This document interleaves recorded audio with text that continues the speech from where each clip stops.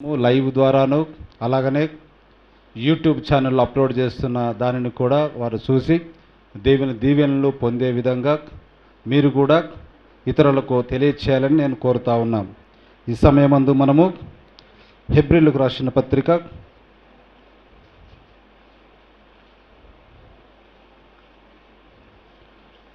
10వ అధ్యాయము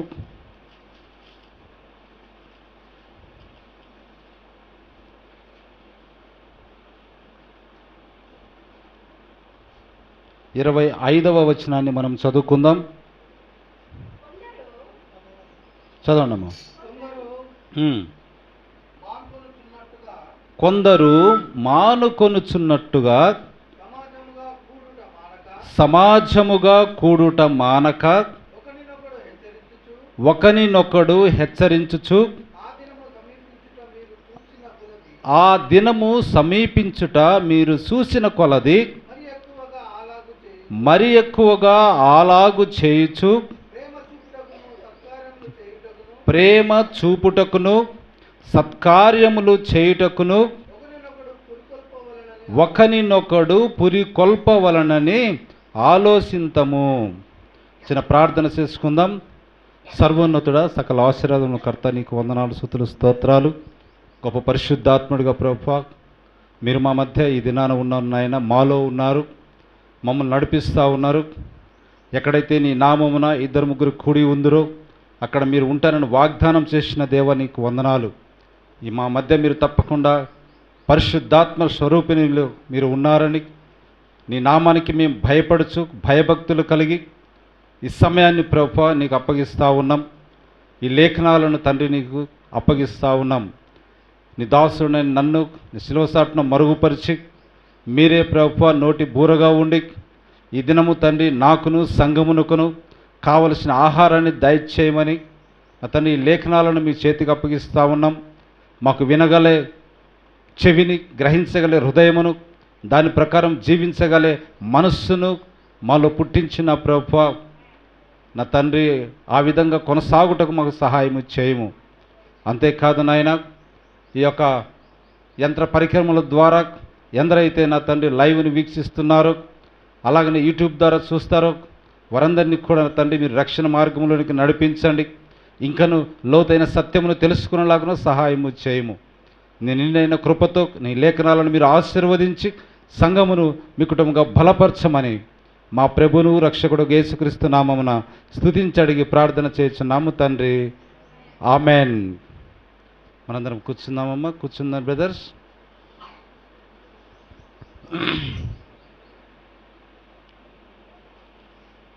praise the Lord. Hallelujah. చాలా మంచిది. మనం చదువుకున్న లేఖన భాగనాన్ని ఒకసారి మనం చాలా జాగ్రత్తగా గమనించినట్లయితే ఏమని మనం చదువుకొని ఉన్నాము?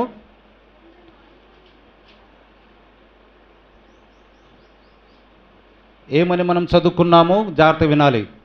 ఇంకా అటు తిరగొద్దు నాన్న. పిల్లలు సిట్రైట్గా కూర్చోండి, శ్రద్ధ పెట్టి వినాలి. రాసుకునే వాళ్ళు రాసుకోండి లేఖనాలను. Praise the Lord. హల్లెలూయా. చూడండి, కొందరు మానుకొనుచున్నట్టుగా సమాజముగా కూడుట మానక ఒకనినొకడు హెచ్చరించుచు ఆ దినము సమీపించుట మీరు చూచిన కొలది మరి ఎక్కువగా అలాగు చేయుచు. అంటే ఆ దినము సమీపించే కొలది, ఏ దినము?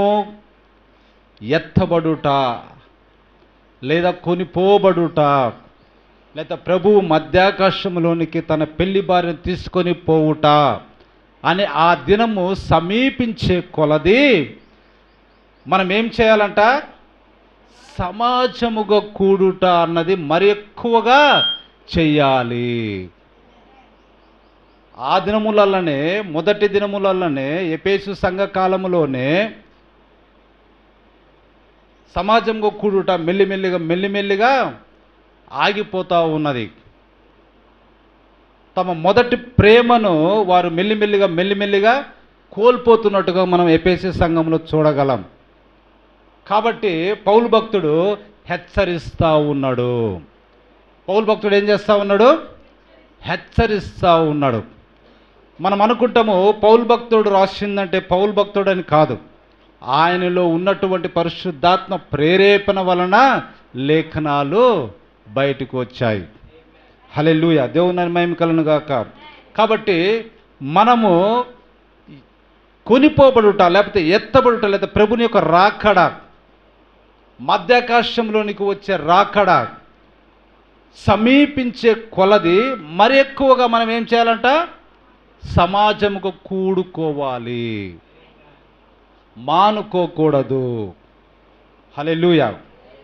అలా కూడుకుంటూ ఒకరినొకడు హెచ్చరించుచు, ఇది చాలా ఇంపార్టెంట్. ఏం చేయాలంట? హెచ్చరించుకోవాలి. దేని కొరకు హెచ్చరించుకోవాలి? చూడండి, మన యొక్క ఆత్మీయ స్థితిలో మనం ఏమన్నా వెనుకబడిపోతున్నట్లయితే ఆ ఎత్తబడులోనికి మనం పోలేమేమో. ఒకరి విశ్వాసము ద్వారా ఒకరు ఏం చేయాలి? బలపడాలి. ఎందుకు మనము ఈ యొక్క సాక్ష్యములను మనం చెప్పిస్తూ ఉన్నాం? సాక్ష్యములలో ఏముంటుంది?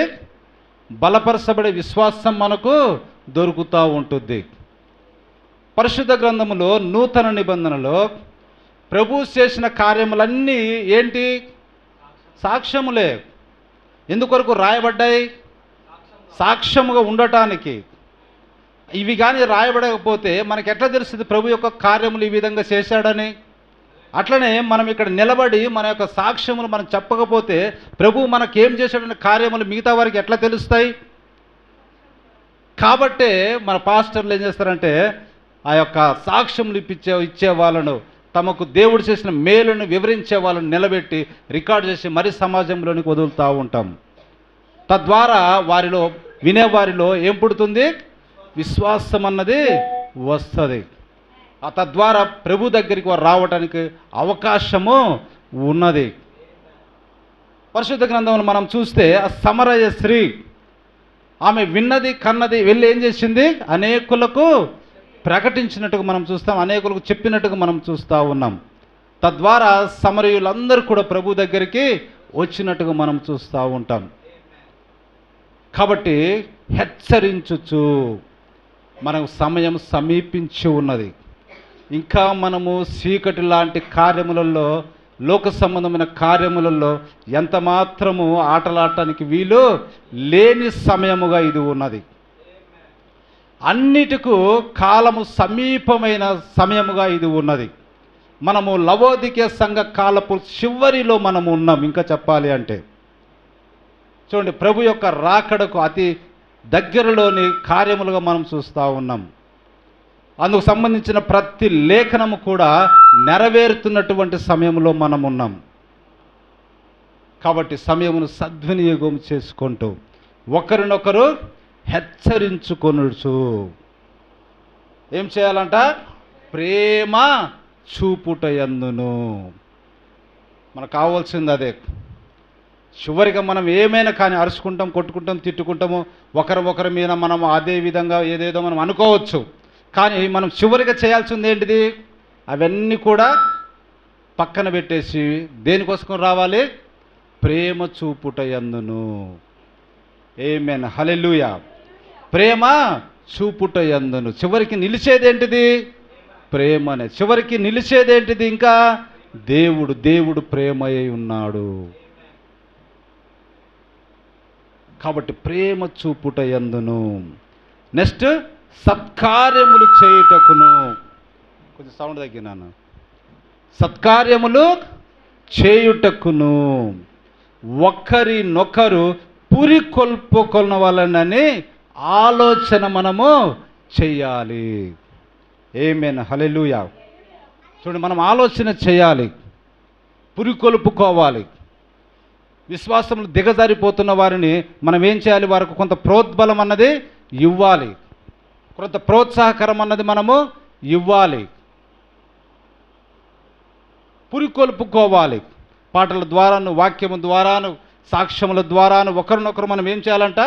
పురికొల్పుకోవాలి. ఉత్సాహపరుచుకోవాలి. ఆ విధంగా చేయటం వల్ల సంఘములో నిరంతరం ఉజ్జీవం అన్నది మండుతూ ఉంటుంది. ఆమేన్, హల్లెలూయా. దేవుని మహిమ కలుగును గాక. కాబట్టి పౌలు భక్తుడి గురించి ఎఫెసు సంఘ కాలపు దూతగా ఆయన ఏ విధంగా ఉన్నాడో, లవోదిక సంఘ కాలపు దూతగా చూడండి, మన ప్రవక్త అయినటువంటి విలియం మారిన బ్రనన్ గారు తన యొక్క ప్రసంగంలో నుంచి ఎన్నో కోడ్స్ను ఆయన చెప్పినట్టుగా మనం చూస్తూ ఉన్నాం. ఎందుకు మనము సమాజంగా కూడాలి, ఎందుకు సమాజంగా కూడటం వలన ఏమి లాభాలు ఉన్నాయి, సమాజంగా కూడకపోవటం వలన, ప్రార్థన మందిరంలోకి రాకపోవటం వలన ఏమి నష్టపోతాము అన్నవి మనకు కొన్ని వ్యాఖ్యానాలు మనకు చేసినట్టుగా మనం చూస్తూ ఉన్నాం. కాబట్టి వాటిలలో నుంచి నేను చదువుతూ ఉన్నా, జాగ్రత్తగా వినండి. చర్చికి పోకుండా ఇంటి దగ్గర ఉండుట తప్పు. మొట్టమొదటిది ఏంటిదంట? ఒక నిజమైన విశ్వాసి చర్చికి పోకుండా ఇంటి దగ్గర ఉండటము తప్పు. ఎందుకంటే నువ్వు వచ్చిందే దేవుని ఆరాధించటానికి, క్రీస్తులోనికి నువ్వు వచ్చిందే దేవుని నీవు స్తుతించటానికి. బాగా గమనించాలి. చర్చికి పోకుండా క్రైస్తవుడు ఇంటి దగ్గరే ఉండి ఏదేదో చెత్త కార్యక్రమాలు వీక్షిస్తుంటే దాని అర్థము అతనికి ఏదో అయ్యిందని, అతని జీవితంలో నుండి పరిశుద్ధాత్మ తొలగిపోయిందని అర్థం. ఆమేన్, హల్లెలూయా. ప్రవక్త చెప్తున్న మాటలు అవి, చాలా జాగ్రత్తగా వినాలి. ప్రవక్త చెప్తున్న మాటలు, దాని అర్థం ఏంటంట? టీవీ కార్యక్రమాలు నువ్వు చూసుకుంటూ ఇంటి దగ్గరనే ఉన్నామంటే ఒక విశ్వాసి అయి ఉండి నీలో నుండి పరిశుద్ధాత్మ తొలగిపోయిందని అర్థము. కాబట్టి నువ్వు చర్చికి తిరిగి రావాలి. నీవు దేవుణ్ణి ప్రేమించిన ఎడల చర్చిలో ఉంటావు. హల్లెలూయా. దేవుని మహిమ కలుగును గాక. నేను అనుకున్న ఈ బుక్ చదివిన తర్వాత నేను ప్రిపేర్ అయింది, ప్రభు నాకు ప్రేరేపించింది. మనం ఇప్పుడు ఈస్టర్, గుడ్ ఫ్రైడే ఆ మూడ్లో ప్రపంచమంతా కూడా ఉన్నది, క్రైస్తవ సమాజం అంతా కూడా ఉన్నది. నేను కూడా సిలువలోని 7 మాటలు వాటి గురించి ధ్యానం చేసి వాటి గురించి నోట్స్ ప్రిపేర్ చేసుకొని సిద్ధపరచుకొని ఉన్నా. ఇంకను మనకు వచ్చే ఆదివారం ఉంది, ఆ తర్వాత గుడ్ ఫ్రైడే రోజు ఆరాధన ఉంది, మళ్ళీ 31st రోజు ఆరాధన మనకు ఉంది. సరే, ఈ 3 దినాలలో వీటి గురించి మనం వివరించుకుందాం. అవి వివరించుకునే ముందుగా ఈ లేఖనము ఎందుకు నన్ను ఆకర్షించింది ఈ బుక్ చదవంగానే. కాబట్టి ముందు దీన్ని మనం చెప్పుకుంటే అసలు చర్చికి ఎందుకు మనము అంత ఇంట్రెస్ట్ చూపలేకపోతున్నాం, రాను రాను మన వాళ్ళు ఎందుకు ఒకరు ఒక ఆదివారం వస్తారు, ఒక ఆదివారం రాలేకపోతున్నారు. ముందు దీనిని హెచ్చరించి దీనిని ఈ దినము ఒక పాఠముగా మనం చూసుకొని తర్వాత మనం ఫర్దర్ కార్యక్రమాలకు వెళ్దాము, లేకపోతే ఈస్టర్, గుడ్ ఫ్రైడే కార్యక్రమాలకు సంబంధించిన మెసేజ్లు మనం చెప్పుకుందాం అనుకున్నాం. సరిగ్గా ఈరోజే మనకు రావాల్సిన 4-5 కుటుంబాలు కూడా ఈరోజే తక్కువైనట్టుగా మనం చూస్తూ ఉన్నాం. కాబట్టి వారికి కూడా ఈ మెసేజ్ ఇంటి దగ్గర వారు వింటారని నేను అనుకుంటా ఉన్నాం. దేవుడు వారిని దీవించునుగాక. హల్లెలూయా. కాబట్టి చూడండి, నీవు దేవుణ్ణి ప్రేమించిన ఎడల చర్చిలో ఉంటావు. నువ్వు చర్చికి తిరిగి రావాలి, బైబిల్ దగ్గరికి తిరిగి రావాలి, క్రీస్తు దగ్గరికి తిరిగి రావాలి. ఆమేన్, హల్లెలూయా. అది మనకు కావాల్సింది. పరిశుద్ధాత్మ యొక్క వివేచన నొంది నిజంగా తిరిగి జన్మించిన స్త్రీ పురుషుడు చర్చిలో తన స్థానాన్ని కనుక్కొని ఆరాధించును. ఏమని చెప్పాను? పరిశుద్ధాత్మ యొక్క నిజమైన వివేచనను నొందినవాడైతే అతను ఎక్కడుంటాడు? చర్చిలో తన స్థానాన్ని కనుక్కొని దేవుణ్ణి ఆరాధించును, దేవునికి మొరపెట్టును, పాపులను తెచ్చుటకు తన జీవితంలో తాను చేయగలిగినదంతా చేయటానికి నిశ్చయంగా ప్రయత్నించును. అది తన చర్చిలో తన స్థానాన్ని కనుక్కుంటాడు, దేవుని ఆరాధిస్తాడు, దేవునికి మొరపెడతాడు. ఇంకా ఏం చేస్తాడు? నెక్స్ట్ తిరిగి వెళ్ళి పాపులను దేవుని దగ్గరికి తీసుకురావడానికి తన ప్రయత్నాన్ని తప్పకుండా అతడు చేస్తాడు. హల్లెలూయా, దేవుని మహిమ కలుగును గాక. సరే చూడండి, ఇంటి దగ్గర ఉండొద్దు. ఆదివారం వచ్చినప్పుడు ఇంటి దగ్గర ఉండొద్దండి. అనేకులు వింటా ఉన్నారు ఈ పాఠాన్ని. బాగా గుర్తుపెట్టుకోండి. మీ హృదయంలో దేవుడు ఉంటే చర్చికి వచ్చి నీ సహోదరులతో సహవాసము చేయుము. నిశ్చయంగా నీ హృదయంలో దేవుడు ఉంటే నువ్వు ఎక్కడికి వస్తావు? పక్షిరాజులు ఎక్కడైతే ఉంటాయో అక్కడికి వస్తావు. సహోదరులు ఎక్కడ ఉంటే అక్కడికి వస్తావు. దేవుని యొక్క ఆత్మతోటి ఎందరైతే కడగబడిన సమాజం కూడుకుంటా ఉన్నారో అక్కడికి నువ్వు వచ్చి వారితో సహవాసము చేస్తావు. ఆమేన్, హల్లెలూయా, దేవుని మహిమ కలుగును గాక. చర్చి తలుపులు ఎప్పుడు తెరుస్తారని ఆశతో ఎదురు చూస్తావు. ఆమేన్, హల్లెలూయా. మనం ఎట్లున్నాం ఈ దినం మనము ఎట్లున్నాం? చర్చి తలుపులు తీసి పాటలు పెట్టి హాఫ్ అన్ అవర్ అయిపోయిన తర్వాత కూడా ఇంకా మనము మెల్లిగా మనం వస్తూ ఉన్నాం. చూడండి, దేవుని ఆత్మతో నింపబడితే ఆశ ఉంటుంది దేవుని మందిరంలోకి వెళ్ళాలని. దావీదు భక్తుడు చెప్పినట్టుగా ఎప్పుడెప్పుడు దేవుడి మందిరానికి నేను వెళ్ళాలి, ఆయన నేను దర్శించాలి అన్న ఆశ అతనిలో ఉంటుందంట. హల్లెలూయా, దేవుని మహిమ కలుగును గాక.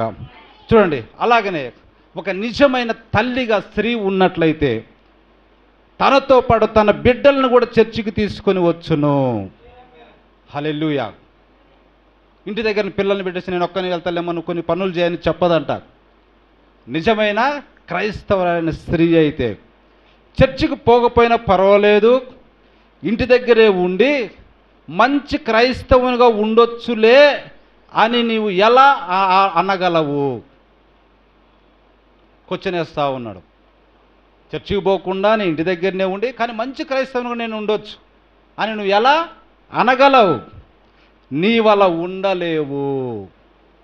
చర్చికి పోకుండా నువ్వు క్రైస్తవుడు మంచి క్రైస్తవుడు ఉంటానంటే నువ్వు సహవాసం చేయకుండా అసలు నువ్వు ఆ విధంగా ఉండలేవు అండి.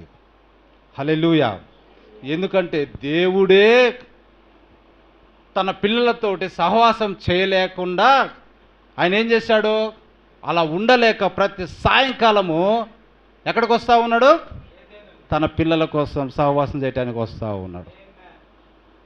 వారు పాపం చేసి సహవాసం నుండి దూరం అయితే కూడా తన కుమారుడిని ఆయన యేసుక్రీస్తును పంపి మళ్ళీ తనతో సహవాసాన్ని చేయటానికి ప్రణాళిక చేసి మళ్ళీ తిరిగి తన సంబంధాన్ని కొనసాగించాడు.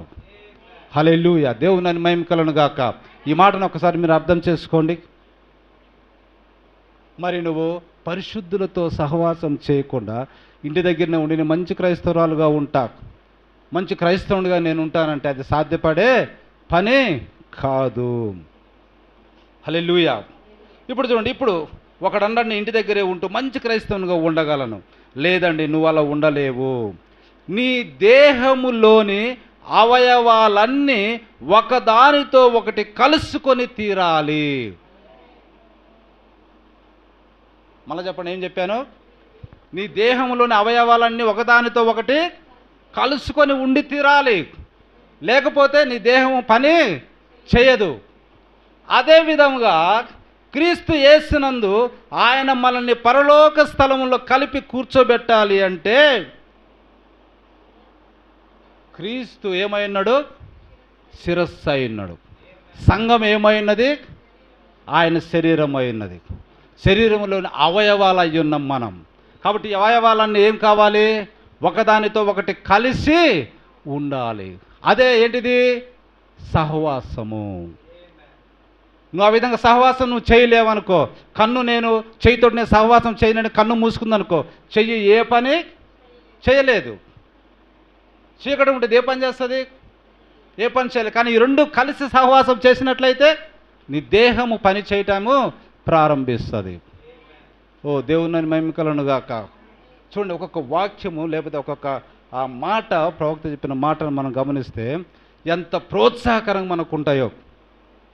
పౌలు భక్తుడు, దావీదు భక్తుడు, అలాగనే పేతురు, ఇంకా అనేకులు మన పరిశుద్ధ గ్రంథంలో మనం చూస్తూ ఉంటాం.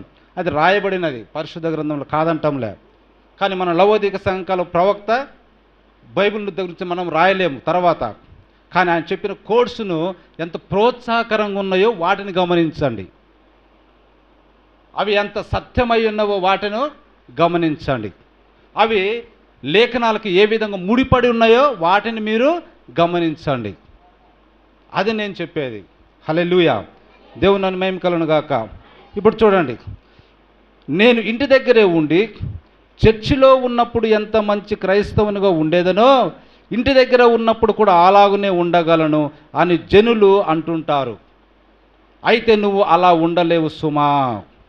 ఎందుకంటే బైబిల్ ఇలా చెప్పుచున్నది. ఏమని చెప్తా ఉన్నది? ఇప్పుడు మనం చదువుకున్నట్టుగా ఆ దినము సమీపించిన కొలది మరెక్కువగా సమాజంగా కూడుకోవాలి. ఆమేన్, హల్లెలూయా. పరిశుద్ధ గ్రంథమే సమాజంగా కూడుకోవాలని చెప్తుంటే, లేదు నేను ఇంటి దగ్గరనే ఉండి మంచి క్రైస్తవునిగా ఉండాలంటే అది వీలు కాలేదని ప్రవక్త చెప్తా ఉండు. హల్లెలూయా, దేవుని మహిమ కలుగును గాక. ఇప్పుడు చూడండి, నువ్వు ఒక క్రైస్తవుడివి అయినట్లయితే మిగతా క్రైస్తవులున్న దగ్గరికి పోవాలని నీకు ఆశ పుడుతుంది. ఏం జరుగుద్దంట? ఆశ పుడుతుందంట ముందు. ఎందుకంటే పక్షిరాజులన్నీ ఎక్కడుంటే అక్కడికి, ఏ జత పక్షి ఎక్కడుంటే అక్కడికి, కాకులైతే కాకులను ఒక చోట కలుస్తాయి, గువ్వలైతే గువ్వలన్నీ ఒక చోట కలుస్తాయి, పక్షులైతే పక్షులు చూడండి రకరకాల పక్షులు వాటి జతలతోటి ఉంటాయి. కాబట్టి నువ్వు ఒక క్రైస్తవుడు అయితే మిగతా క్రైస్తవుల దగ్గరికి పోవాలని నీకు ఆశ పుడుతుంది. అంతేకాదు వారితో సహవాసం చేయాలనిపిస్తుంది. చర్చికి దూరమైన తర్వాత చర్చిలో ఉన్నప్పుడు జీవితాన్ని నీవు జీవించలేవు. ఏంటంట? చర్చికి దూరమైన తర్వాత చర్చిలో ఉన్నటువంటి జీవితాన్ని నువ్వు జీవించలేవండి. అది సమస్య లేదు, ఇంపాసిబుల్, చేయలేము. ఎందుకంటే ఏదో ఒకటి మనల్ని మార్చేస్తుంది. చూడండి, జీవించలేవు, నీకది కుదరదు. ఎందుకంటే అది అలాగా కాదు. దేవుని మహిమ కలుగును గాక. చూడండి, నాకు ఆకలిగా ఉంది. చూడండి, ఒక చిన్న ఎక్స్ప్లెనేషన్ ఇస్తా ఉన్నాడు. నాకు ఏమైందంట? ఆకలిగా ఉంది. నీకేమైనది? ఆకలిగా ఉంది. నీకు ఆకలిగా ఉంటే నీవు భోజనపు బల్ల దగ్గరికి వెళ్ళాలి. ఆమేన్, హల్లెలూయా, దేవుని మహిమ కలుగును గాక. నీకు ఆకలి ఉంటే నువ్వు ఎక్కడికి వెళ్ళాలి? భోజన బల్ల దగ్గరికి వెళ్ళాలి. నీకు ఆకలిగా ఉంది, నేను భోజనం బల్ల దగ్గరికి పోను అంటే నీ ఆకలి తీరదు. నువ్వు లేచి తప్పనిసరిగా ఎక్కడికి వెళ్ళాలి? భోజనం బల్ల దగ్గరికి వెళ్ళాల్సిందే. హల్లెలూయా. చూడండి, నాకు ఆకలిగా ఉంది, నేనైతే భోజనం బల్ల దగ్గరికి మాత్రం పోను. చూడండి, ఇలాంటి వైఖరి ఉంటే నీవెన్నడూ భోజనాన్ని తినలేవు. తింటావా? తినగలవా? అట్లనే మందిరానికి రాకుండా, దేవునితో సహవాసం చేయకుండా, దేవుని యొక్క రక్తంతో కడగబడిన పరిశుద్ధులతో సహవాసం చేయకుండా నీవు భోజనము అంటే ప్రభు యొక్క బల్ల మీద ఉన్నటువంటి సముఖపు రొట్టె అనే వాక్యాన్ని నువ్వు తినలేవు. ఇక్కడికి రాకుండా నువ్వు ఎక్కడ తినగలవు? హల్లెలూయా, దేవుని మహిమ కలుగును గాక.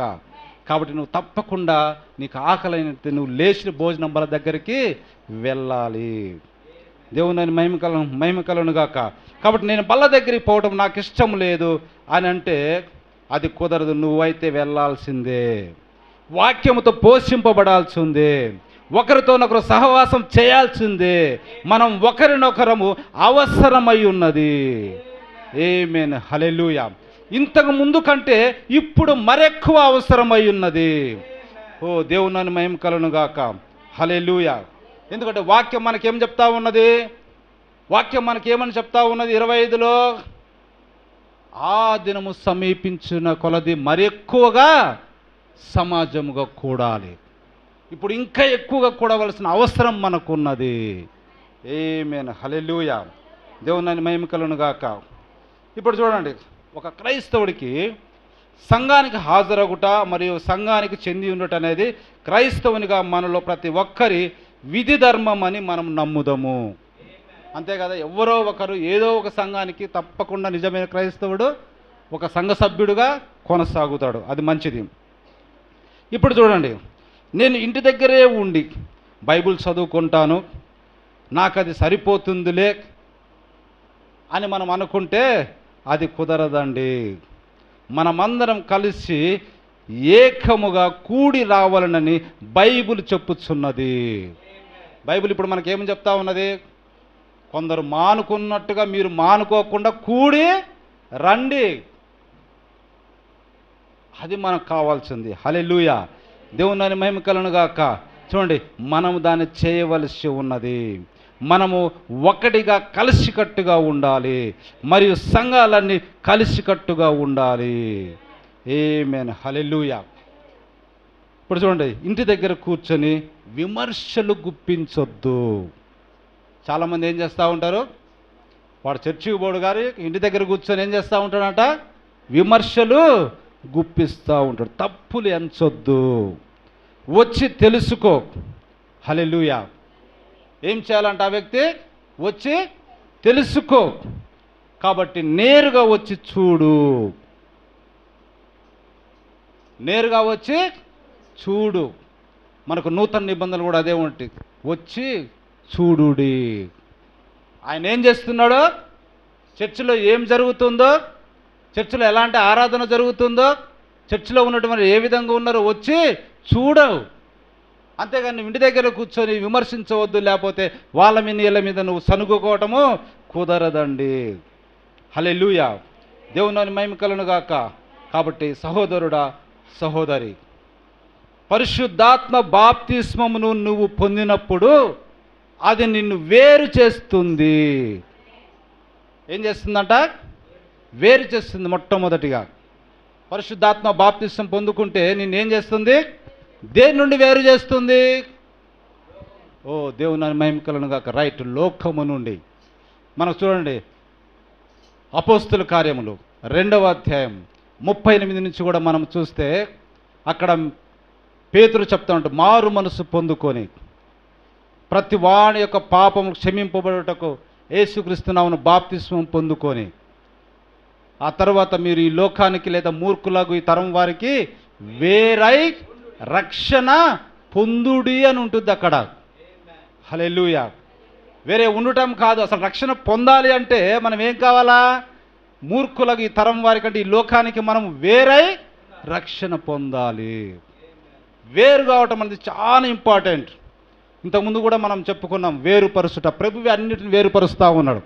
విశ్వాసికి అవిశ్వాసికి వేరు, దేవాలయానికి జీవము గల దేవునికి, చూడండి ఆ గుడికి లేదా విగ్రహాలకు వేరుపరుస్తూ ఉన్నాడు దేవుడు. ఎక్కడ చూడు వేరుపరుస్తూ ఉన్నాడు. అబ్రహామును లోతు నుండి వేరుపరిచినట్టుగా మనం చూస్తూ ఉన్నాం. తన యొక్క సంఘాన్ని లోకం నుండి వేరుపరిచినట్టుగా మనం చూస్తూ ఉంటాం. హల్లెలూయా. చూడండి, కాబట్టి పరిశుద్ధాత్మ బాప్తిస్మను నీవు పొందినప్పుడు ఆ పరిశుద్ధాత్మ బాప్తిస్మం నిన్ను వేరు చేస్తుంది. లోక కార్యముల నుండి అది నిన్ను వేరు చేస్తుంది. ఆమేన్. అది నిన్ను దేవుణ్ణి ప్రేమించేటట్టు చేస్తుంది. అది నిన్ను సంఘమునకు వెళ్ళేటట్టు చేస్తుంది. అది నిన్ను ఆయన ఆరాధించేటట్టు చేస్తుంది. ఆమేన్, హల్లెలూయా. పరిశుద్ధాత్మ బాప్తిస్మం ద్వారా నువ్వు వచ్చినట్లయితే దేవుని యొక్క వాక్యమును గూర్చి నీ ఇరుగు పొరుగు వారికి చెప్పేటట్టు చేస్తుంది. ఆమేన్, హల్లెలూయా. ఇంకా చూడండి, అది పాపానికి పైగా నిన్ను జీవింపజేస్తుంది. ఆమేన్, హల్లెలూయా. ఏం చేస్తుందంట? పాపానికి పైగా నిన్ను జీవింపజేస్తుంది. పాపంతో కలిసి నిన్ను జీవింపచేయదు, వేరుపరుస్తుంది. ఓ దేవుని మహిమ కలుగును గాక. హల్లెలూయా. కాబట్టి నువ్వు చర్చికి పోవాలని దేవుడు కోరుకుంటున్నాడు.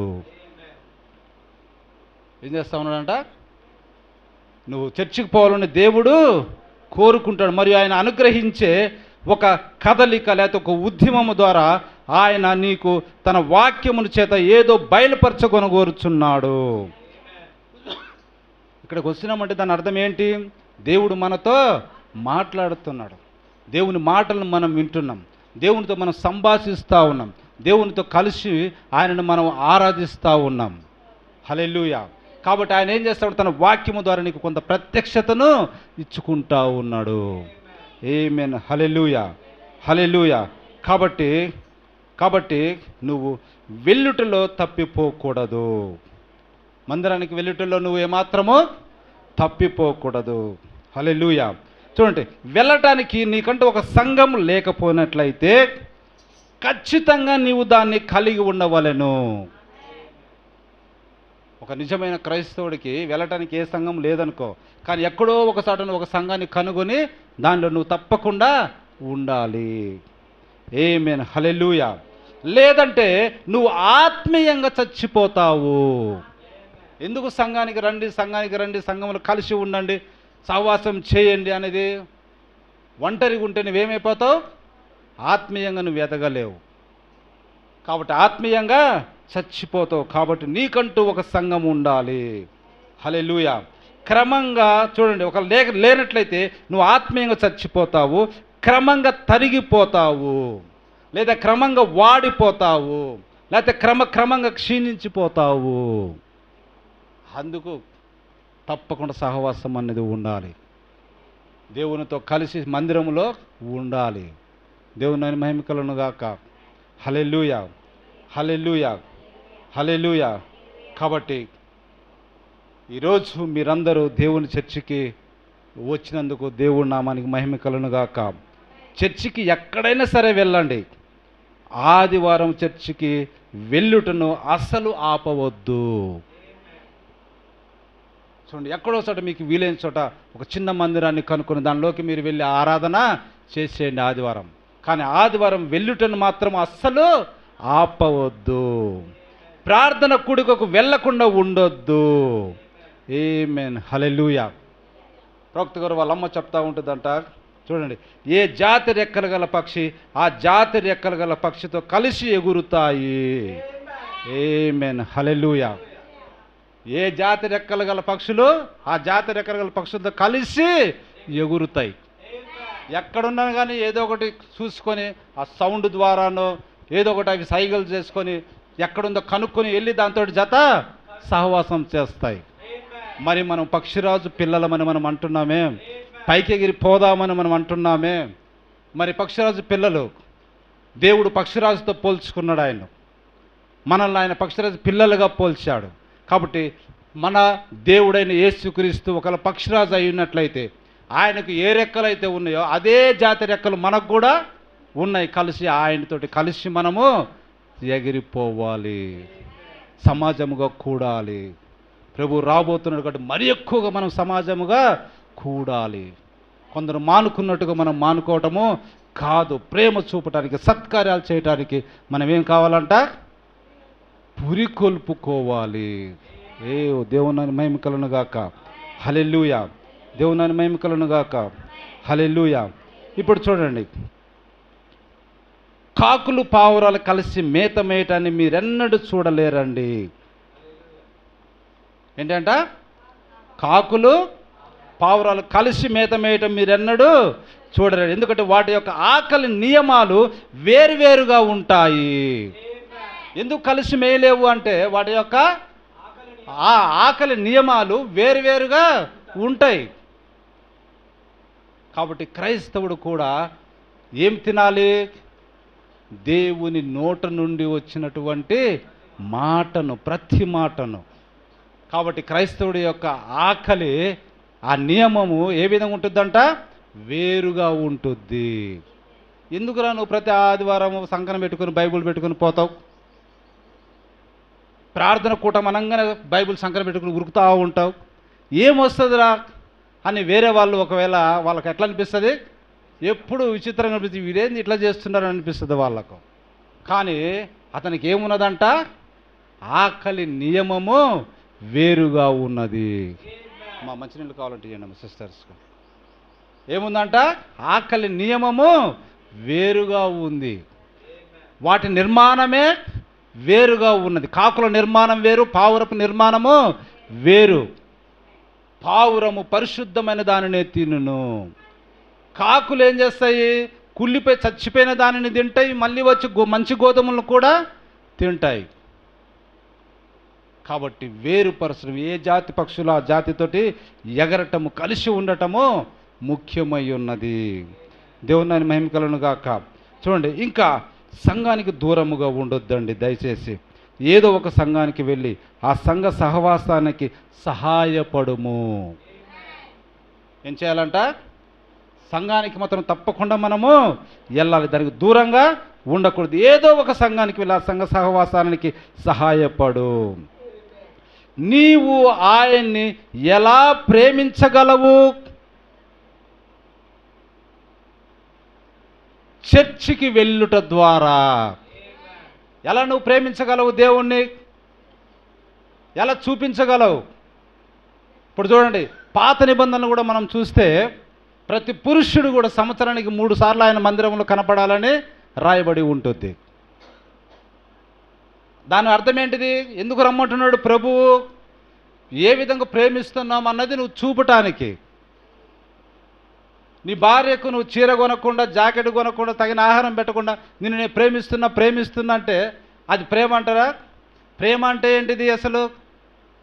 పని చేయుట. హల్లెలూయా, దేవుని మహిమ కలుగును గాక. ప్రేమ అంటే ఏంటిది?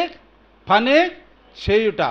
ఇప్పుడు చూడండి, దేవుడు లోకమును ఎంతగానో ప్రేమించెను, కాగా తన అద్వితీయ కుమారుడైన యేసుక్రీస్తును లోకానికి పంపెను. చూడండి, ఆ పంపెను అన్నది పని, దానిలో ఆయన ప్రేమ వెల్లడాయను రాయబడి ఉంటుంది. అంటే యేసుక్రీస్తును లోకాన్ని దేవుడు ప్రేమించాడు కాబట్టి యేసుక్రీస్తును పంపాడు. ఆయన వచ్చి ఎందు కొరకు పంపబడ్డాడో దానిని ఏం చేశాడు? ఫుల్ఫిల్ చేసినట్టుగా మనం చూస్తూ ఉన్నాం. హల్లెలూయా, దేవుని మహిమ కలుగును గాక. తండ్రి చిత్తమును మొత్తాన్ని కూడా ఆయన ఏం చేశాడు? సంపూర్ణంగా నెరవేర్చినట్టుగా మనం చూస్తూ ఉంటాం. కాబట్టి అది ప్రేమ. చూడండి, దేవుణ్ణి ఎలాగూ ప్రేమించగలవు? చర్చికి వెళ్ళుట ద్వారా. మరి ఇప్పుడు నువ్వు చేస్తున్న వాటిని విడిచిపెట్టి ప్రతి ఒక్కరూ ఆయన్ని ప్రేమించి సేవించేటట్టుగా ప్రయత్నించుట అనే మొదలగు వాటి ద్వారా నీవు ఆయన్ను ప్రేమించగలవు. ఆమేన్, హల్లెలూయా, దేవుని మహిమ కలుగును గాక. చూడండి, నీవు అలా ఇలా తిరగకూడదు. అటు ఇటు తిరుగుతూ, జూద గృహాల్లో తిరుగుతూ, సంఘానికి దూరంగా ఉంటూ, టెలివిజన్లో ప్రసారమయ్యే అసభ్యకరమైన కార్యక్రమాలను వీక్షించుట, బుధవారం రాత్రి జరిగే కూటానికి రాకుండా ఇంట్లో ఉండటం లాంటివి చేస్తూ క్రీస్తును చూస్తానులే అని అస్సలు అనుకోవద్దు. ఏంటిదంట? నేను క్రీస్తును చూస్తానులే, ఆయన రాకడప్పుడు కొనిపోబడే దినం రోజు నేను క్రీస్తును చూస్తానులే అని నువ్వు అనుకుంటే నువ్వేం చేయాలంట? అటు ఇటు తిరగకూడదు, చర్చికి వెళ్ళకుండా ఉండకూడదు, ఇంకా సంఘానికి దూరంగా ఉండకూడదు, టెలివిజన్లో ప్రసారమయ్యే అసభ్యకరమైన కార్యక్రమాలను చూడకూడదు, బుధవారం రాత్రి జరిగే కూటాలకు రాకుండా ఇంట్లో ఉండకూడదు. కానీ ఇవన్నీ ఏం చేయకుండా మొత్తం లోకంతో ఉండి నేను ప్రభువును చూస్తానులే అని అనుకోవటము అసంభవం అండి. ప్రవక్తనుడు చక్కటి మాట చెప్పి ఉన్నాడు. హల్లెలూయా, దేవుని మహిమ కలుగును గాక. పరిశుద్ధాత్మను వెంబడించుటకు నీవు అలాంటి వాటన్నిటిని విడిచిపెట్టాలి. ఏం చేయాలంట? పరిశుద్ధాత్మను నువ్వు వెంబడించాలంటే, ఆయనతో కలిసి నువ్వు అడుగులు వేయాలంటే నువ్వు వీటన్నిటిని కూడా విడిచిపెట్టాలి. ఆమేన్, హల్లెలూయా, దేవుని మహిమ కలుగును గాక. హల్లెలూయా. నేను ఎన్నిటినో దాటిపోతా ఉన్నా, కొన్ని మెయిన్ ఇంపార్టెంట్ అని చెప్పుకుంటూ వస్తా ఉన్నా. హల్లెలూయా, దేవుని మహిమ కలుగును గాక. ఇంకా చూడండి, మనం ఒక స్వభావం మొత్తాన్ని ప్రవక్త ఆత్మ ప్రేరణతో ఏ విధంగా చెప్పాడో మనం చూస్తూ ఉన్నాం. ఒక్కరోజు చర్చికి పోయి ఇక అదే సాలు ఏడాదంతా పోవలసిన పని లేదని అనుకోవద్దు. కొంతమంది ఏమనుకుంటున్నాము? పండగ రోజు, ఇప్పుడు ఈ దినాలను కనపడతాడు, ఎప్పుడు? రేపు గుడ్ ఫ్రైడే రోజు కనపడతాడు, తర్వాత ఈస్టర్ రోజు కనపడతాడు, మళ్ళీ ఎప్పుడు కనపడతాడు? క్రిస్మస్కే. Correct brother. మళ్ళీ ఎప్పుడు కనపడతాడు? క్రిస్మస్కే కనపడతాడు మళ్ళీ. కాబట్టి ఒక్కరోజు చర్చి పోయి ఇక అదే చాలు, ఏడాదంతా పోవాల్సిన పని లేదని అనుకోవద్దు. హల్లెలూయా, ఒక్కరోజు సరిపోదు. అలా చేస్తే తోక నాడించటములా అది ఉండును. ఏంటంట? తోక నాడించటం అంటే దాని అర్థం ఏంటి? చేస్తానని చేయకుండా వెళ్ళిపోవటాన్ని తోకనాడించటం అంటారు. ప్రవక్త ఆ మాటను తీసుకుంటే అది ఎలా ఉంటుందంటే, ఒకరోజు చర్చికి పోయి తర్వాత ఏడాదంతా చర్చికి పోకుండా మళ్ళీ ఎప్పుడో ఒక పండగ దినాన్న చర్చికి వస్తే అటువంటి వారిని ఏ విధంగా ఉంటాడంట? తోకనాడించడంలా ఉంటుంది. ఆమేన్. చూడండి, కాబట్టి ఇప్పుడు నువ్వు ఒకవేళ నిజంగా ఏదో ఒక అడవిలో దూరంగా ఉన్నట్లయితే, లేకపోతే ఏదైనా పని చేస్తూ ఏదైనా పర్యటనలో ఉన్నట్లయితే, అక్కడ ఆ పరిసర ప్రాంతాల్లో నువ్వు వెళ్ళటానికి ఏ చర్చి లేనట్లయితే, అలాంటి పరిస్థితి ఉన్నట్లయితే ఇక నువ్వు చేసేది ఏమీ లేదు. అంతే కదా. నువ్వు ఎక్కడో దూరంగా ఉన్నావు, ఏదో ఒక అడవి మార్గంలో పని చేస్తున్నావు, లేకపోతే అక్కడ నీకు జాబ్ ఉంది, లేకపోతే అటువంటి పరిస్థితులు నువ్వు వెళ్ళావు, అక్కడ నువ్వు వెళ్ళటానికి ఏ సంఘము లేదు. చూడండి, అటువంటి ఉన్నట్లయితే నువ్వేమీ చెయ్యలేవు. బాగా గమనించండి, నువ్వు చేసేది ఏమీ లేదు. ఒకవేళ నువ్వు చేపల వేటకి వెళ్ళినట్టయితే ఏ చర్చ అందుబాటులో లేదు కనుక అది పర్వాలేదని నా భావము. అప్పుడు ఒక ఆదివారం వచ్చిందనుకో, నువ్వు ఎక్కడికి పోవాల్సిన అవసరము లేదు, ఎందుకంటే నువ్వు దూరం ఉన్నావు, వాడికి దగ్గరకు నువ్వు లేవు. అటువంటిది పర్వాలేదండి.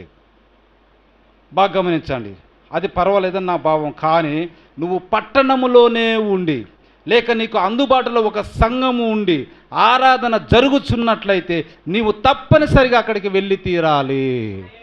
ఆమేన్, హల్లెలూయా. నువ్వు పట్టణంలోనే ఉండి నీకు దగ్గరగానే సంఘం ఉండి ఆరాధన జరుగుతున్నట్లయితే నువ్వు ఇంట్లో కూర్చోటానికి వీలు లేదని, నువ్వు తప్పకుండా అక్కడికి వెళ్ళి తీరాలి. ఆమేన్, హల్లెలూయా. నువ్వు క్రీస్తులోనికి వచ్చినప్పుడు అంత తేడాగా ఉండును. అది నిన్ను లోకాన్ని విడిచిపెట్టేటట్టుగా చేస్తుంది, అది లోక కార్యాన్ని విడిచిపెట్టేటట్టుగా చేస్తుంది. ఆమేన్, హల్లెలూయా. కాబట్టి నువ్వు తేడాగా ఉంటావు. నువ్వు వేరైనా జాతి రెక్కలు గల పక్షివి. హల్లెలూయా. చూడండి, క్రీస్తులోనికి వస్తే టీవీని ఆపు చేసి బుధవారం రాత్రికి చర్చికి పోగలవు. ప్రార్థన కూడుకున్నప్పుడు దానికి పోనివ్వకుండా ఏది నిన్ను ఆపజాలదు. హల్లెలూయా. ఓ దేవుని మహిమ కలుగును గాక. క్రీస్తు యేసులో ఉన్న దేవుని ప్రేమ నీలోకి వచ్చినట్లయితే అది నిన్ను సంఘానికి ఈడ్చుకొని పోతుంది. హల్లెలూయా. చూడండి, క్రీస్తు యేసులో ఉన్న దేవుని ప్రేమ నీలోనికి వచ్చినట్లయితే ఆ ప్రేమ నిన్ను సంఘానికి ఈడ్చుకొని పోతుంది, లేదా లాక్కొని పోతుంది. ఆమేన్, హల్లెలూయా. దేవుని మహిమ కలుగును గాక. నీవు అక్కడికి పోయినప్పుడు పట్టజాలనంత ఆనందము నీలో పొంగి పొర్లుతుంది. నీలో ఉన్నదేదో నిన్ను దేవుణ్ణి స్తుతించేటట్టు చేయును. ఆమేన్. నువ్వు మందిరానికి వెళ్ళినప్పుడు ఏమవుతుందంట? నీలో ఆనందము పొంగి పొర్లుతుంది. నీలో ఉన్నదేదో అది దేవుణ్ణి స్తుతించేటట్టు చేస్తుందంట. హల్లెలూయా. చూడండి, ఎంత మంచి మాటలో ఈ మాటలు. కాబట్టి ఇప్పుడు మీ మనస్సాక్షిని మేల్కొల్పండి.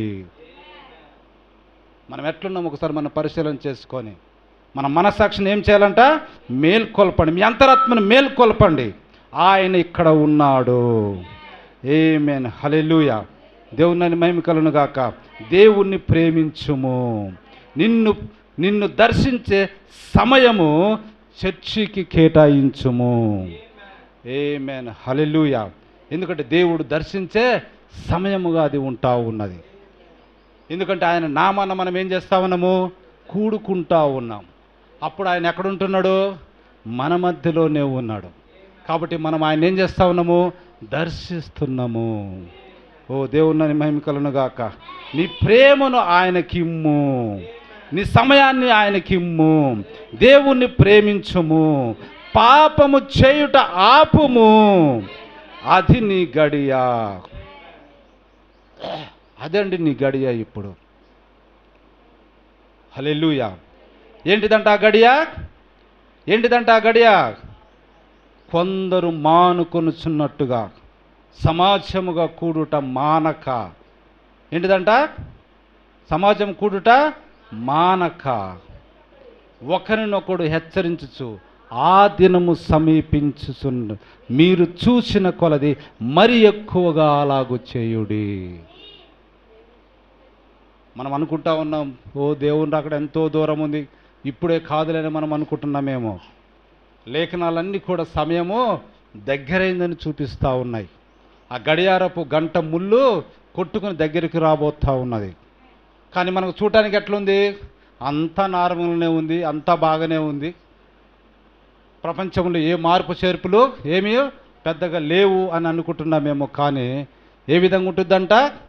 గర్భిణీ స్త్రీకి ప్రసవ వేదన ఏ సమయంలో వచ్చినో తెలియనట్టుగా ఆయన కూడా ఆ విధంగా రాబోతా ఉన్నాడు. ఆమేన్, హల్లెలూయా. దేవుని మహిమ కలుగును గాక. హల్లెలూయా, హల్లెలూయా. ఇంకొంచెం మనం ముందుకెళ్ళి మనం ముగించుకుందాం.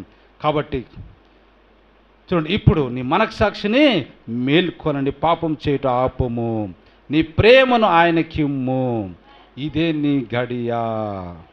ఆమేన్, హల్లెలూయా, హల్లెలూయా.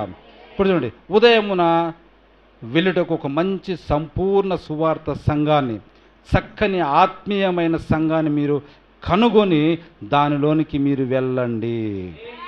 ఆమేన్, హల్లెలూయా, హల్లెలూయా. దేవుని మహిమ కలుగును గాక. ఇప్పుడు చూడండి,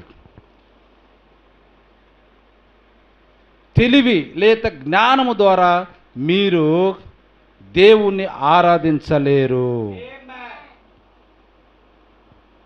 చర్చికి వెళ్ళిన తర్వాత ఏ విధంగా అంటే మన ఆలోచనలు ఉండాల్సింది, జ్ఞానము తెలివి ద్వారా దేవుని ఆరాధించడానికి కాదండి, వీల్లేదు.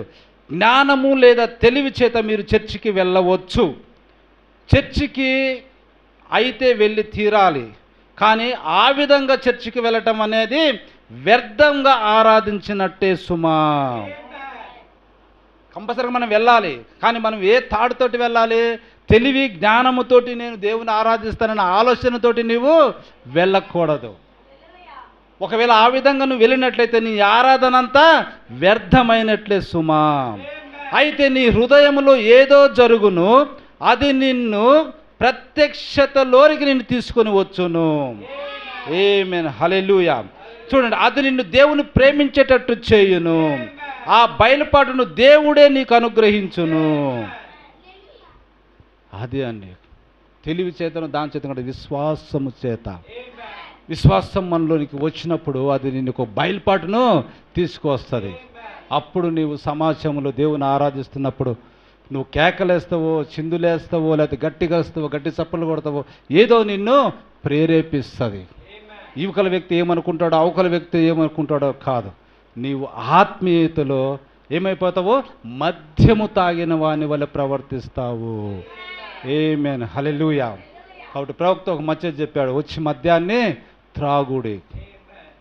నువ్వు ఎంత కావాలంటే అంత మద్యాన్ని త్రాగండి. మనం కూడా ఒక మాట చెప్పుకున్నాం ఈ విషయాల మీద. ఏ మద్యం అది? పరిశుద్ధాత్మ అనే మద్యము. హల్లెలూయా. వాళ్ళు అనుకుని వీళ్ళేదో కొత్త మద్యము తాగి ఉన్నారని వాళ్ళు అనుకున్నారు. కానీ పేతురు లేచింది, ఇది కొత్త మద్యము కాదు, ఇది పరలోకం నుండి దిగి వచ్చిన మద్యము. హల్లెలూయా. అది ఈ లోక సంబంధమైన మద్యం నిన్ను తూలి చిందులేసి లేకపోతే నిన్ను బురద గుంటలు పడేస్తుంది. కానీ ఈ పరలోకం నుండి దిగి వచ్చిన ఈ కొత్త మద్యము ఎటువంటిదంట?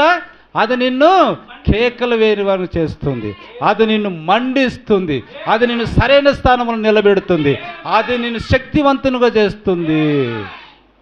చూడండి, ఒక వ్యక్తి మద్యం తాగేది ఎందుకు? మనం చెప్పుకున్నాం, బక్కగా ఉండేవాడు కూడా మద్యం తాగినకు వాడికి ఏమొస్తుందంట? 1000 ఏనుగుల బలం వచ్చినట్టుగా ఉంటుందంట. కాబట్టి వాడు దేనికోసము, ఒక పోరాటానికి కానీ లేకపోతే తగులాటానికి కానీ ముందుగా ఉరుకుతొస్తూ ఉంటాడు. ఎందుకంటే ఆ మద్యము వానిలో ఏం చేస్తూ ఉన్నది? ఉత్తేజాన్ని ఇస్తుందంట. హల్లెలూయా. కాబట్టి పరిశుద్ధాత్మ కూడా నీలోనికి వచ్చినట్టయితే నిన్ను అదేం చేస్తుంది? ఉత్తేజింపజేస్తుంది. ఈ కొత్త మద్యం తాగడానికి రండి, దీన్ని మీరు పొందుకోండి. ఈ మద్యం ఎంత మీ దగ్గర ఉంటే మీ దివిటి అంతా వెలుగుమయముగా ఉంటుంది. ఈ మద్యము నీ దగ్గర ఎంత ఎక్కువగా ఉంటే, అంటే ఈ నూనె, పరిశుద్ధాత్మ దేనికి గుర్తు? నూనెకు. ఈ నూనె నీ దగ్గర ఎంత ఎక్కువగా ఉంటే నీ బుడ్డిలో నీ దివిటి అంత చక్కగా వెలుగుతుంది. ఆమేన్, హల్లెలూయా. కాబట్టి దాని ద్వారా మీరు రావద్దు, కానీ మీ హృదయంలో ఏదో జరుగును, దానితోటి దేవుణ్ణి ప్రేమించేటట్టు చేయును. ఏమేను కొంత చెప్పుకొని మనం ముగించుకుందాం. హల్లెలూయా. ఇప్పుడు ఈ నవీన అధునాతన విశ్వాసి ఈ రీతిగా దానిని నమ్ముతా ఉన్నారు. ఈ మధ్యలో ఉన్నటువంటి నవీన అధునాతన విశ్వాసులందరూ ఎట్లున్నారంట? తెలివి జ్ఞానముతోటి దేవుణ్ణి ఆరాధించే టైపుకు వచ్చేసారు. కానీ ఆత్మతోనూ సత్యముతోనూ దేవుణ్ణి ఆరాధించాలి. ఆ బయలుపాటుతో దేవుణ్ణి ఆరాధించాలి. ఈ లోకము, ఈ సమయము, ఈ గడియలో ఏ వర్తమానము మనకున్నది, ఏ లేఖనాలు మనకున్నాయి, ఏ లేఖనాలు నెరవేరుతున్నాయి, వాటిని చూసి సమయం సమీపించి ఉన్నదని మనం నిద్ర మేల్కొని వేలైందని ఆ గ్రహింపు మనకు ఎవరిస్తారు? ఆత్మ ప్రేరేపణిస్తుంది. అదంతా మర్చిపోయినాం. మనం తెలివి విద్యతోటి దేవుని ఆరాధించటం ప్రారంభించాం. ఈ నవీన ఆధునిక విశ్వాసి నేడు ఆ విధంగా ఉన్నాడంట. ఏం చేస్తాడు అతను వచ్చి? ఏం చేస్తాడు? ఈ దినమున్నటువంటి నవీన ఆధునిక విశ్వాసులు చక్కటి డ్రెస్ కోడ్ వాళ్ళకు ఉంటుంది, చక్కని ఇన్స్ట్రుమెంట్స్ వాళ్ళకు ఉంటాయి.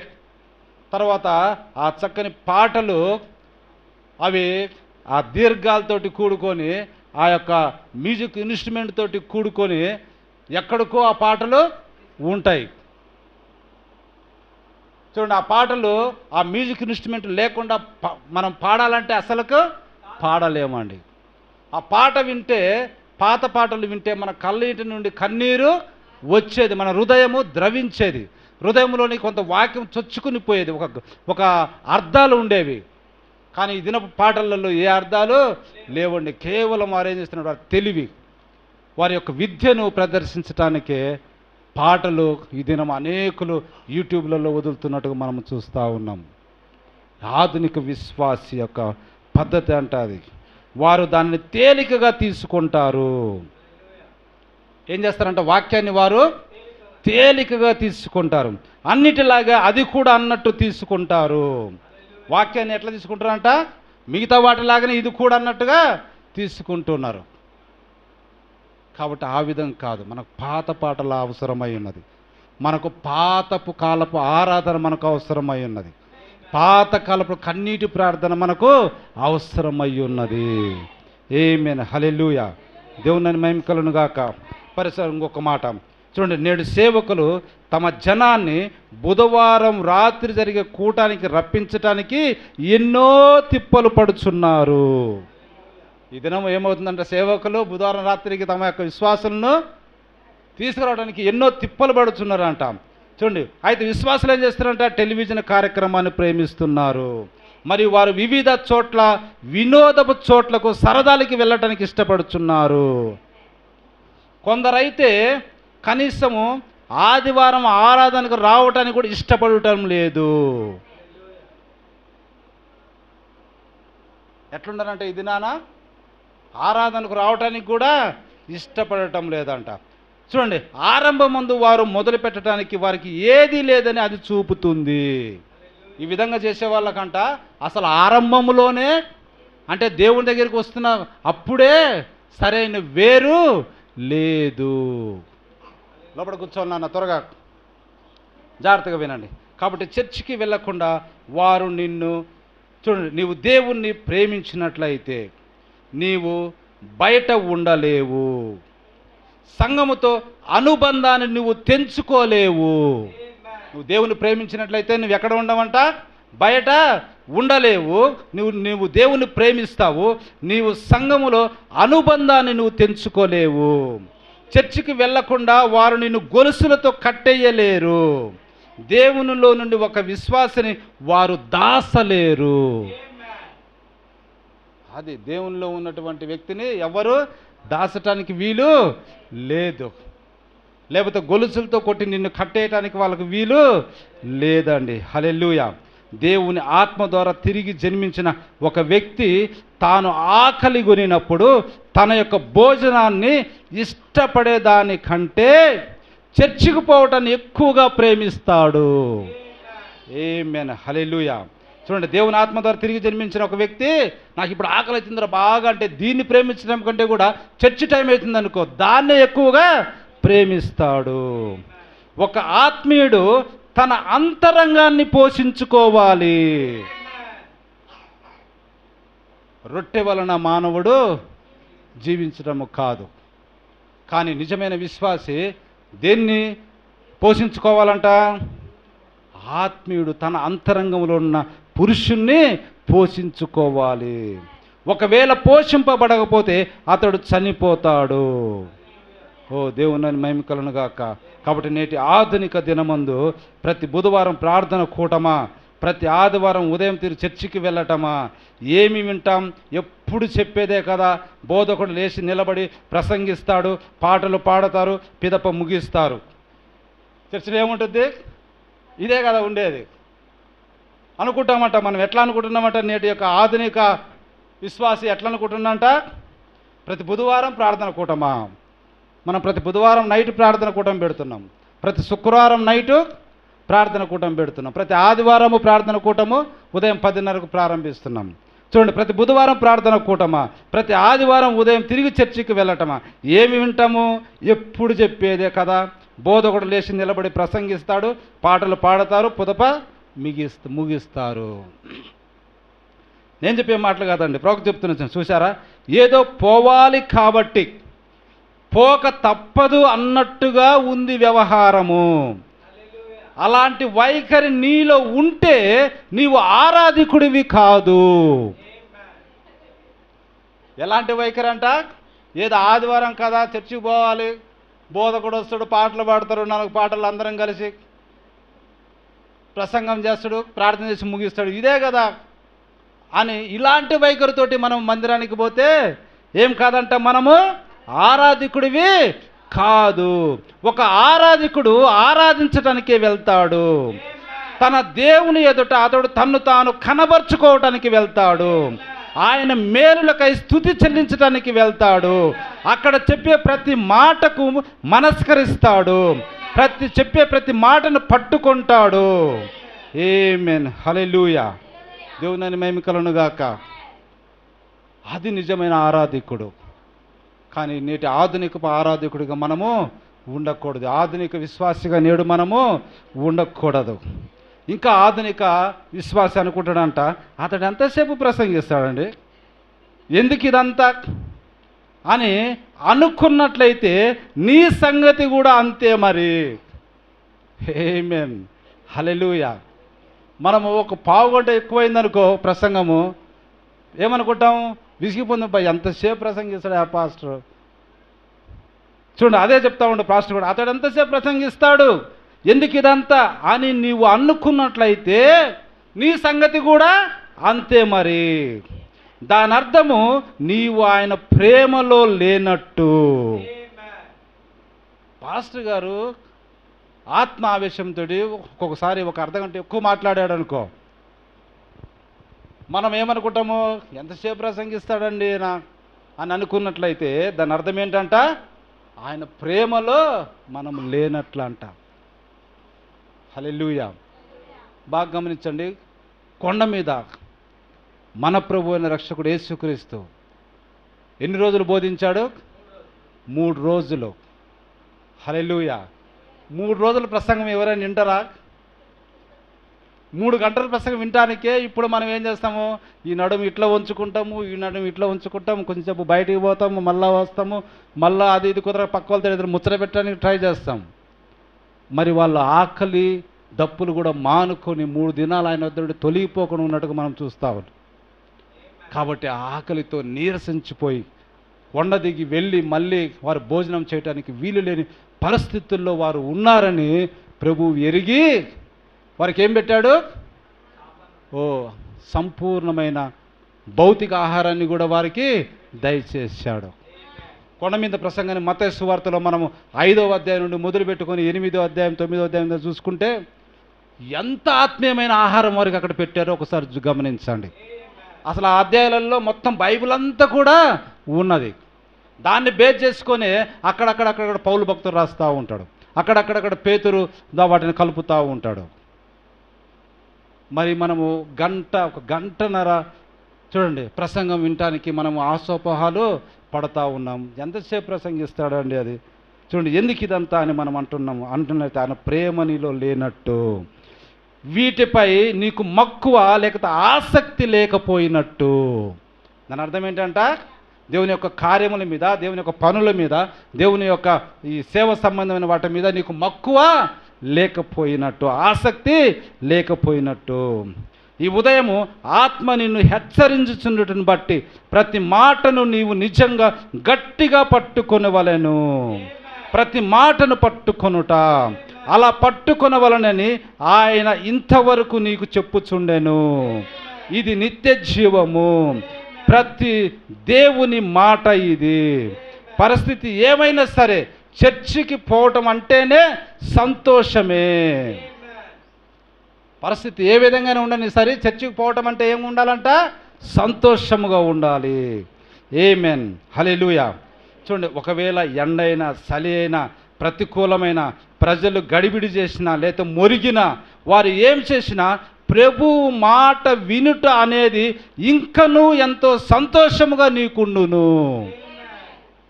అది ప్రజలు మొరిగినా అది చేసినా ఏది చేసినా ప్రభు మాట వినటం అనేది నీకు ఇంకా ఎంతో సంతోషముగా ఉండును. అప్పుడు నువ్వు క్రీస్తులో ప్రేమలో ఉండేదవు, చర్చికి వెళ్ళుటను నువ్వు ప్రేమించేదవు. ఆమేన్, హల్లెలూయా. దేవుని నన్ను మహిమ కలుగును గాక. హల్లెలూయా. చూడండి, పొద్దున్న లేయగానే సరే ప్రియా, మళ్ళీ ఆదివారం ఉదయము అప్పుడే వచ్చింది. మనం ఏమనుకుంటామంట, కళ్ళు మూసి కళ్ళు తెరిచేలోపు ఆదివారము వచ్చింది. వచ్చాక అప్పుడు ఏమంటామంట మనము, మళ్ళీ ఆదివారం ఉదయం అప్పుడే వచ్చింది. పిల్లల్ని సిద్ధపరచుకోవాలి, విసుగు చిరాకు పుడుతుంది. చూడండి, ఇలా అంటున్నావంటే మీరు దేవుని ప్రేమలో లేనట్టు సుమా. ఆదివారం ఇవాళ ఆదివారం రాకపోయినా బాగుండు. ఇప్పుడు పిల్లల్ని సిద్ధపరచుకోవాలి, నేను స్నానం చేయాలి, వీళ్ళందరినీ పెట్టుకోవాలి, మళ్ళీ ఉరకాల. చూడండి, ఇట్లా నువ్వు విసుగు చెందినట్లయితే, చిరాకు పడుతున్నట్లయితే దాని అర్థం మీరు దేవుని ప్రేమలో లేనట్టు సుమా. ఒకవేళ నిజంగా దేవుని ప్రేమించినట్లయితే ఆదివారము ఎప్పుడు వస్తుందా అని ఎదురు చూడకుండా నీవు ఉండలేవు. ఆమేన్, హల్లెలూయా. నీవు వారితో పాటు అక్కడికి చేరుకోవాల్సింది. మరి మనం చేరుకుంటాము. మనము విడిచిపెట్టుటకు ఏదైనా లేకపోయినా దేవుని ప్రజలు వారు నిన్ను విసిగించరు. కారణము వారు నీ యొక్క సహోదరులు. ఇక్కడికి వచ్చిన తర్వాత నిన్ను ఎవరు విసిగించరండి. మనం అందరం ఎవరిమే, సహోదరులము సహోదరులము. హల్లెలూయా. దేవుని మహిమ కలుగును గాక. కాబట్టి ఒకడు దేవుని వలన జన్మించినట్లయితే చర్చి గంటలు మ్రోగినప్పుడు దానికి దూరంగా ఉండలేడు. ఏంటంట, దేవుని ఆత్మ మూలముగా జన్మించినట్లయితే చర్చి గంటలు మ్రోగినప్పుడు దానికి దూరంగా ఉండలేడు. నీ లోపట ఏదో ఉండి కరడును పిలుచుచున్నట్లుగా నిన్ను పిలుచును. ఆ వాక్యం మనకు రాయబడి ఉంది లేఖనములలో. కరడును పిలుచున్నాడు, అలను పిలుచుతున్నట్లుగా దేవుడు దేవుని యొక్క ఆత్మని పిలుస్తున్నాడు, దేవుడు తన కుమారుని పిలుస్తున్నట్లుగా. హల్లెలూయా. దేవుని నామమునకు మహిమ కలుగును గాక. నీవు ఖచ్చితంగా వెళ్తావు. ఆమేన్. సహోదరుడా, నీవు ఖచ్చితంగా అక్కడికి వెళ్తావు. ఒకవేళ లోకపటపు ఆత్మ నీలో ఉన్నట్లయితే దేవుని ప్రేమ నీలో నిలవదు. చూడండి, నీలో ఉన్న ఆత్మ లోకాన్ని ద్వేషిస్తే దేవుణ్ణి ప్రేమిస్తుంది. అంతటి నువ్వు సంఘ సభ్యత్వ కార్డు మీద సంతకం చేయాల్సిన పని లేదండి. ఏ ప్రతిజ్ఞ చేయవలసిన పని లేదు, ఏ ప్రమాణం చేయాల్సిన పని లేదు. చర్చి తలుపులు తెరిచేటప్పుడే నీవు అక్కడ ఉంటావు. దానికి దూరంగా నీవు ఉండలేవు. నీలో ఉన్నదేదో అదే నిన్ను అక్కడికి లాగుతుంది. అక్కడికి వచ్చుటకు నీకు ఏ సహాయము కూడా అక్కరలేదు. ఆమేన్, హల్లెలూయా. అంతే, ఆత్మ నేను ఏం చేస్తుందంట, మందిరంలోనికి పరిగేటట్టు కూడా చేస్తుంది. ఒకడు తన హృదయంలో యథార్థముగా ఉన్నట్లయితే, చర్చి గంటలు మ్రోగినప్పుడు ఏమాత్రము జాగు చేయడు. ఆలస్యము చేయడు. ఎందుకంటే అది అతనికి జీవ మరణానికి చెందిన సంగతి. ఏం తెలుసంట, అది జీవ మరణానికి సంబంధించిన సంగతి. అతడు ఖచ్చితంగా కదిలే తీరుతాడు. ఆమేన్, హల్లెలూయా, హల్లెలూయా. ఇంకా రెండు చూద్దాం. చూడండి, ఒకడు తన హృదయములో, చూడండి, నీ సంతోషాన్ని పూర్తిగా పోగొట్టుకున్నావా? మునుపటి వలె సువార్త ఏమాత్రం ప్రభావితం చేయట్లేదా?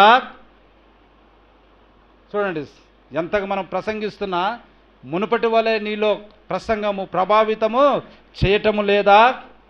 లేకపోతే నువ్వు సంతోషంగా వాక్యాన్ని స్వీకరించడం లేకపోతున్నావా? చూడండి, అలా అయితే నీలో ఏదో తప్పు ఉంది. దేవుని యొక్క వాక్యములో తప్పు లేదు, ప్రసంగింపబడుతున్న ప్రసంగంలో తప్పు లేదు, కానీ నీలోనే ఏదో తప్పు ఉంది. వీటన్నిటికి పైగా దేవుని ప్రేమ నీలో ఉన్నట్లయితే చర్చి గంటలు కొట్టిన నీ గుండె ఎట్లుంటుందంట? మండిపోతుంది. ఆమేన్, హల్లెలూయా. దేవుని మహిమ కలుగును గాక. కాబట్టి ఆదివారము ఎప్పుడు వస్తుందా అని మనము దానికోసం ఎదురు చూసేవారిగా ఉండాలి. ఆమేన్, హల్లెలూయా. మనం సమాజంగా ఒకరినొకరు కూడుకొని కోరుచున్నాము. ఇక్కడ మన సహోదరుడు మనందరం కలిసి దేవుని యొక్క సంగతులలో పాలి భాగస్థలము కాగోరుచున్నాము. ఆమేన్, హల్లెలూయా, హల్లెలూయా. దేవుని మహిమ కలుగును గాక. కాబట్టి ప్రియ సంగమా,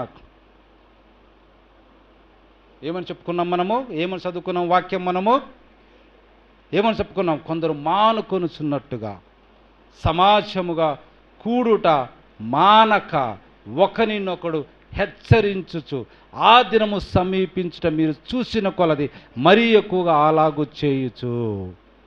ఆ దినము సమీపించినది మీరు చూచుచు అని రాయబడి ఉన్నది. చాలా జాగ్రత్తగా వినండి. ఆ దినము సమీపించుట మీరు చూసిన కొలది. ఎట్లా చూసావు నువ్వు? ఏ దినమని నీకు ఎట్లా తెలుసు? ఆ దినమైన నా గడి అయినను ఎవరికి తెలియదు. అయితే ఆ దినము సమీపిస్తుందని చూపించేది ఏంటివి? లేఖనాలు. ఆమేన్, హల్లెలూయా. అవే లోతు దినములు ఉన్నట్లుగా. చూడండి, ఇంకెవరి దినము? నోవాహు దినములు ఉన్నట్లుగా. తినుచు త్రాగుచు పెళ్ళికిచ్చు పెళ్లి చేసి ఇనాక కార్యములు ఉన్నాయి. ఈ లేఖనాలన్నింటినీ మనం ధ్యానిస్తే ఆ దినము, ఎత్తబాటు దినము మరీ సమీపంగా ఉన్నదని నువ్వు చూస్తావు, నువ్వు గ్రహిస్తావు. కాబట్టి అప్పుడు నువ్వేం చేస్తావంట? ఇంకా మరి ఎక్కువగా ఏమవుతుందంట? ఒకరినొకడు చూడండి సమాజంగా కూడుకొని ప్రేమ చూపుటకు, సత్కార్యములు చేయుటకు ఒకరినొకడు పురి కొల్పుకోవాలనని ఇది నాన్న దేవుడు మనల్ని కోరుతా ఉన్నాడు. పరిశుద్ధాత్ముడు ఆ విధంగా మనల్ని కోరుతా ఉన్నాడు. దేవుడు మిమ్మల్ని దీవించునుగాక. దేవుడు తన పరిశుద్ధ వాక్యమును దీవించునుగాక. తల్ల వచ్చినట్టే మనం ప్రార్థన చేసుకుందాం. క్లోజ్ చేశాను.